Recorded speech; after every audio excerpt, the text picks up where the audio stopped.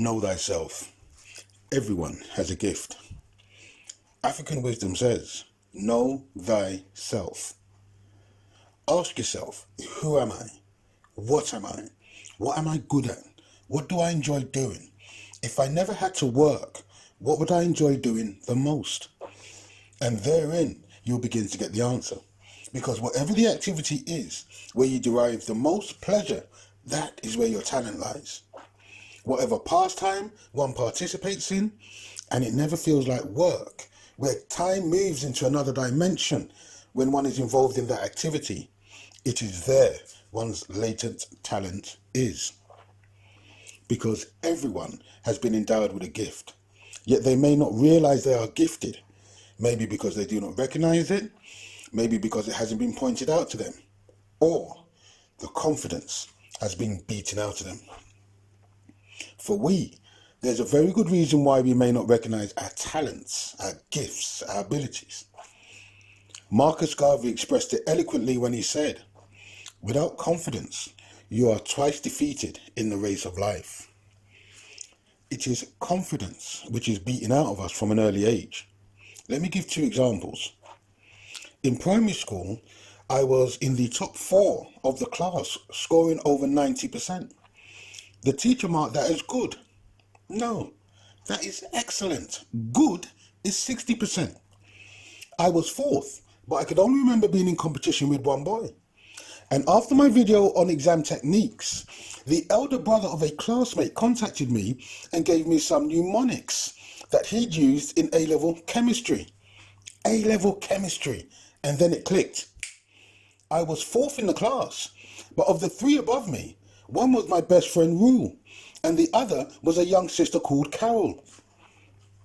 And the reason I couldn't remember who else I was competing with is because I wasn't in competition with the young brother or the young sister.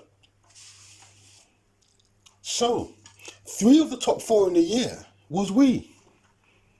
Now, I got marked down for composition and mechanical. I don't even know what mechanical means, but these are subjective assessments, meaning that it's down to the opinion of the assessor. The second example is that I saw my elder brother's yearly school reports, and every report was negative. Every brother, every year. Now, if every assessment you read says negative things about you, it will drain you of confidence and your belief in self, because words are powerful. If a child is constantly told they're stupid, or they're slow on the uptake, or they're simple, or they're thick-headed, unintelligent or disruptive, lacking in concentration, etc., eventually the child will come to believe all the negative things that are said about them. If an adult or adults are constantly putting a child down, then they beat out the confidence in that child. So this is what happened to them, and it still happens to this day. The youths have all the confidence beat out of them because they are constantly labelled with negative attachments. The child stops trying because no matter what he does, he's told it's not good enough. And when he asks questions, he's labelled as disruptive. So he loses all confidence in self because psychologically, he's been bombarded with negativity. Everything he does is invalidated or nullified to the extent he has no confidence left and he has no direction he can go. All the avenues have been blocked off and he's now in a cul-de-sac with nowhere to go. One of my brothers is so brilliant at maths and art and technical drawing. I said to him that in other circumstances, he would have been an engineer or an architect. His talent would have been identified and encouraged. Instead, all his talent, all his gifts were systematically erased. 11 years of negative conditioning to make him believe he never had any academic ability took away his confidence in self. But talent is talent. And he has a formula for multiplication in maths, which is absolute in its application. It is so pure, it works every single time, and it is beautiful in its simplicity. No one taught him this formula, and no one else has this formula, but it is pure and it is simple.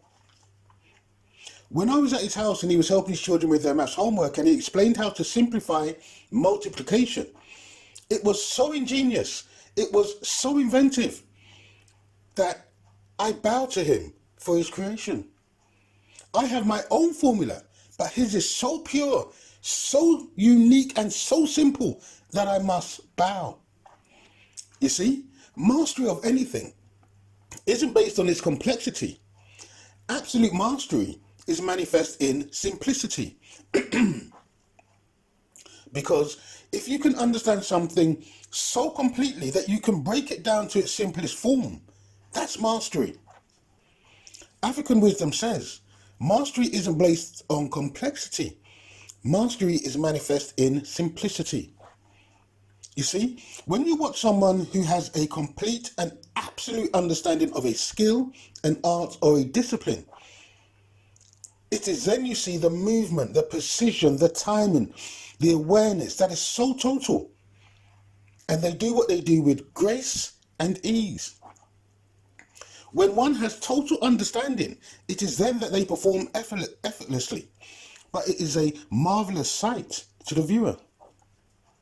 So, know thyself.